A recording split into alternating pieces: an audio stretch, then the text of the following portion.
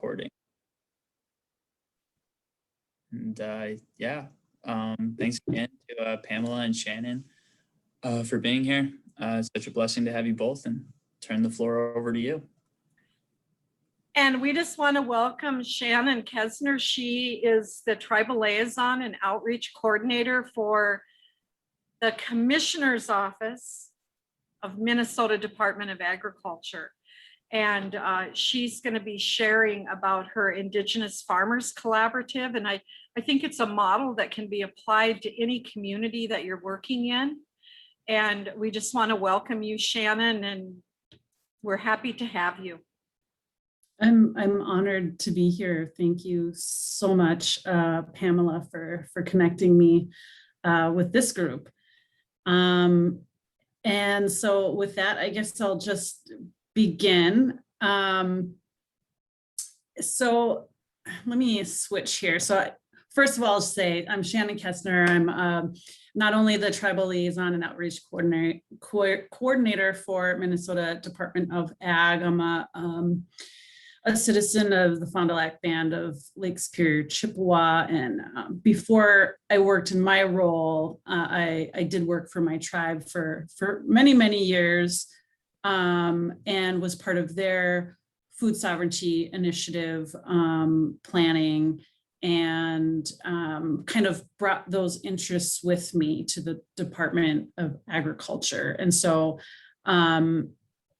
you know, my heart is in tribal food sovereignty, but that also helps support the mission of Minnesota Department of Ag, which is ensuring food security and environmental health for the citizens of the state. And I saw potential in making those things to work for one another.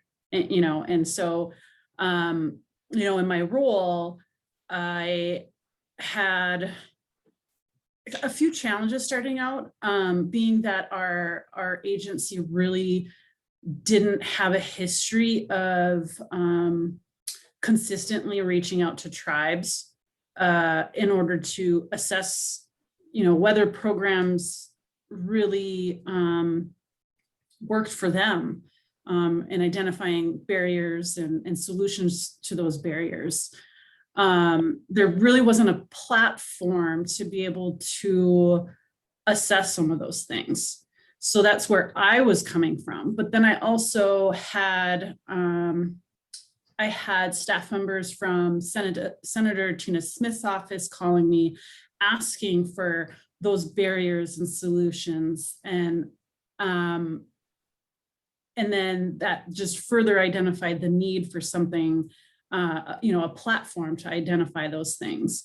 In addition to that, I had tribal members reaching out to me, asking for, you know, a place where everybody could come together, both tribal, state, federal, individuals or staff members, to learn from one another, and also identify those barriers and come up with solutions to move things forward.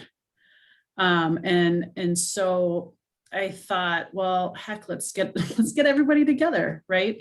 And what was nice about COVID and the pandemic, you know, the bright side of it was the ability to meet virtually, which really benefited this effort a lot. And so I'll just move forward and kind of give you, this is the wording, but really, like I said, this was intended to be a platform to bring everybody together, to identify those barriers and opportunities to move forward, to learn from one another, to not everybody reinvent the wheel, as we're all really taking up the torch for food security, food sovereignty, and you know, with the hope that that really pushes things forward more than without it. So and let me just preface this all by saying this was just started. We had our very first meeting last month, and we just had another meeting this month. So it's just getting off the ground. But I think we've already, in that little bit of time already accomplished some great things. And I'll just tell you just kind of the structure, and this took a little bit of time to get a feel for how this would really work. But we kind of settled on, during these meetings to have 2 presentations, whatever they are, from either the tribal state or federal staff, in which maybe they're looking for feedback on programming or whatever that is. And then also because, there can be, I mean, the invite goes out to, dozens and dozens of people. And so to keep it more personal, each meeting we've scheduled a highlight of one of the tribal communities, or whatever their the entity is, whatever their tribal community work is. And so we have time to focus on each and every community, nonprofit, or whatever it is, in order to have that space to learn from one another. So we're not just coming to the table with barriers, but we're also coming to the table with what are some great things that are working for each of our communities, and learn from that. And then the group also identified space for open discussion. So, they didn't want this meeting to be like a state meeting. Don't just come at us with a bunch of presentations and then move on, right? Which I totally, completely get. Have some of those like programming presentations kind of parceled out throughout the year. So there's time to digest that, realizing that tribal staff or individuals, wear a lot of different hats. Farmers, producers, they're busy. And so we don't want to just throw tons of information at them and expect it to stick. Have that time to process and talk about these things. And then we also have space for the participants to give quick little updates or announcements, event announcements. Hey, we've got this thing going on, next month on this date, and how could we make it better, or whatever that is. And so, even though we've only had the 2 meetings, it's been pretty productive. So these are the presentations that we had so far. And I think they're really, some of the projects that people are working on are pretty amazing. Some of them are actually getting to that point of exploring what the barriers and opportunities and solutions are. How do we better incorporate, the tribal view into our research at MDA, identifying better ways to get your produce to market. We had a presentation, a card project. The state of Minnesota is funding a research project to investigate energy uses related to food sovereignty, and what better approach but to reach out to the tribal food sovereignty folks. Having worked for a tribe myself, I know they're often doing some really creative, innovative things that, maybe some larger government agencies or companies cannot. And so capturing some of that, making those connections with the different tribes to be able to capture that information in order for our state programs, in order for them to better serve tribes, so that they can tailor the language in the grant programs to better target the things that tribes and tribal individuals are doing. And because that's one of the barriers is language and grants. People, kind of stop there and say, well, this isn't included. And that may not even be the case, but, oftentimes that can stop people right in their tracks and they don't move forward. So in order to get funding on the ground, I think this is a great thing. And this is just, one of the examples, many of the, the examples of the great things brought to the table in this place to get to get feedback. And whether it's directly from this group or from contacts that they're associated with, they're connecting with their networks. Either way, it really, I think, has opened up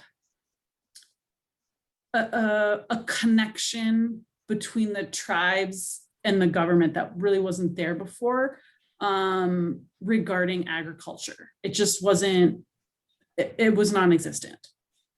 And so I hope that it grows. Like I said, it's, we're in our second month. And we've had some great attendance though. I just have some logos of some of the people that have attended. We have had attendees from 4 of the 11 tribes in Minnesota, and then some of the nonprofits here. Dream of Wild Health does some really great things with indigenous farming and bringing food to market with their CSAs and everything like that. And ACO serving their community, American Indian Community Housing Organization. They not only help with housing, but with food access as well. And Pamela with Minnesota Indigenous Business Alliance, thank you for being a part of it. You bring amazing things to the table. We have folks from Honor the Earth and Intertribal Agriculture Council, as well as staff from Senator Tina Smith's office. And so far, I think we've done a pretty good job of reaching out. We can do better. And, I think, and maybe Pamela can attest to this, I think it's going to go somewhere. And so, with that, I just want to say, I don't know if any of you in the audience are from Minnesota or in Minnesota or have an interest in Minnesota, but our next meeting is August 23rd. And if you're interested, please reach out to me. My information is on the screen. Thank you, miigwech. And I'll take any questions or comments that anybody has.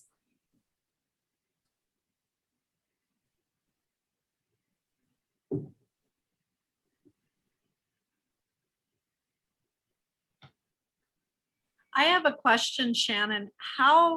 When you started reaching out to the farmers, how did you organize? Because there was a lot of people on that call. And I looked at the email list and I recognized a lot of those names in different parts of the state. How did you get them? How did you get the indigenous farmers to get engaged? Well, I think it helped that they directly contacted me and asked me to do this. Okay. So having the buy-in from the community members, the farmers themselves, really helped. And then also having, some connections with ACO and, somebody from a regional RSDP which is a regional sustainable development partnership group through the University of Minnesota Extension, who is a Voice for It member. So networking, I had a relationship with her. She felt comfortable reaching out to me. And it just kind of snowballed from there. Yeah, I think the networking aspect was really important. And like I said, having that buy-in from the producers themselves. I mean, I couldn't have made it happen without them. I had thought of doing this before they had reached out. but was really hesitant because I didn't know that I had established that buy-in yet. I didn't want to just go out there and say, hey, come on down. Let's throw some information at you. Are you ready for this? They were really asking for it. And that, I think that was a really important piece. How do you recreate that somewhere else? I don't know. I think in Minnesota, it's really helped. There's been a very, big movement to incorporate tribal individuals into a lot of these state positions and agencies and incorporate their voice into many things. And what really pushed that forward was having, our Lieutenant Governor, Peggy Flanagan, a tribal member. So I don't have any advice there, Pamela. I think we're really lucky here in Minnesota. Does that mean it can't happen somewhere else? No, but it might take a little bit of work and relationship building. I think that's the important part and piece of why it's important to have tribal members as the tribal liaisons in these agencies, is because they already have relationships with at least their own tribe. Yeah. But it certainly, will make other tribal members feel more comfortable in reaching out to you and establishing that relationship. It's so much different than a non-native reaching out to them. Does the group have any goals? Because one of the things I know, like when we started the Alliance, and there's some things that feel real familiar with what how you're building this. Are you guys going to eventually build and identify all of our farmer producers and value-added Indigenous in the state? Is that one of the goals of the group? Although I would like that to be a goal, we have barriers in statute to collecting demographic information. Okay. So, but I think that it's a platform though, where somebody else could pick up the torch and establish that. Okay. I That's forgot my hope. about those state government things that kind of get in your way and put a wrench in stuff sometimes. But if the tribes wanted that to be in the hands of the state, which I'm unsure that they are. Yeah. If they did want to go that route though, this would be a great platform for tribal leaders to push to change the statute. Yeah. Well, I know that you have a limited amount of time, and we really appreciate that you made time tonight to join us. And I still feel there's a way to replicate this in other states without it being like a state agency led.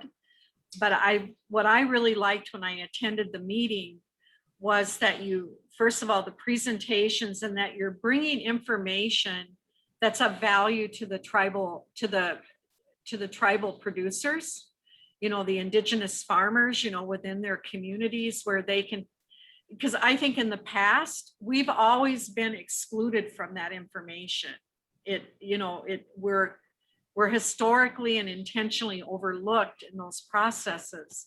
And so that this information is being shared and people are being engaged, and they're being told about it, because most of the times we find out about these things like the day the grants due, through the state. So I could see where partnerships like Charlotte, who works with the Cooperative Development Center, and Justin, and he's got Native staff that are working in their communities, and how they could start kind of connecting people, and even farmers of color, bringing them together to unify a voice.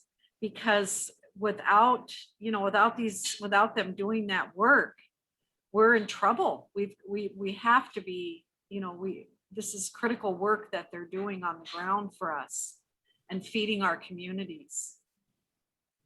So I really thank you. I know I kind of voluntold you to come to this. Well, you've done the same for me. No, one last thing I would like to say, now I'll probably, it's probably gone. Is maybe you don't have a tribal liaison at your state agency, but please, I encourage you to reach out to those state program staff and ask them questions. How do I make this work for me? Start there. It's somewhere to start. They're there to serve the citizens of the state. That includes tribal citizens. Yeah. So I think people overlook like the Department of Agriculture at the state level, because when they think of anything with ag, they're thinking of USDA. And there are some really phenomenal services that our departments of agriculture offer, our citizens. yes. Thank you for bringing that up. Yeah, there is a difference because, at least in Minnesota, much of our funding comes from the state and not from USDA. So we have more flexibility in funding. Yes. Did you have any questions, Justin? Don't think so. Not at the moment. What about folks in the audience? Any questions?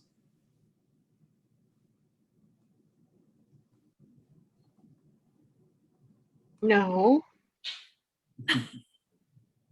No real question. I just really commend you on the pulling everybody together. And I think it's an excellent example of when you can pull different groups together to make a difference. And you are obviously respected and are the right person to do that. So thanks for sharing this. Oh, thank you. I really appreciate that. And I'm honored to be in that position. And it's, people like Pamela that help. And so I appreciate it. Well, thank you, Shannon. You have a lovely evening. You Thank you too. so much, Shannon. Thanks for having me.